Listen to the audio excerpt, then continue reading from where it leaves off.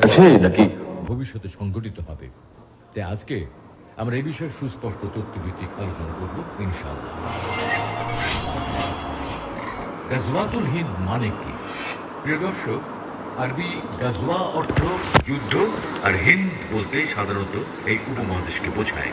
এই হিসেবে গাজওয়াতুল হিন্দ মানে পাক ভারত উপমহাদেশের যুদ্ধ। মূলত হাদিসের কয়েকটি কিতাবে হিন্দ অঞ্চলে এক রক্তক্ষয়ী যুদ্ধের ভবিষ্যৎবাণী করা হয়েছে।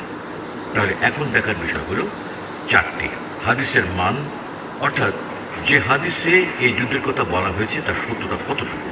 যুদ্ধের স্থান, অর্থাৎ হিন্দ বলতে ঠিক কোন অঞ্চলকে বোঝায়, বর্তমানে কোন কোন দেশ উক্ত অঞ্চলের অন্তর্ভুক্ত। যুদ্ধের প্রতিপক্ষ, অর্থাৎ মুসলমানরা তখন কোন ধর্ম বা কোন জাতির বিরুদ্ধে যুদ্ধ করবে। সবশেষে হচ্ছে সময়কাল, অর্থাৎ কোন সময় এই যুদ্ধ সংঘটিত হওয়ার কথা বলা হয়েছে, তা কি পার হয়ে গেছে নাকি ভবিষ্যতে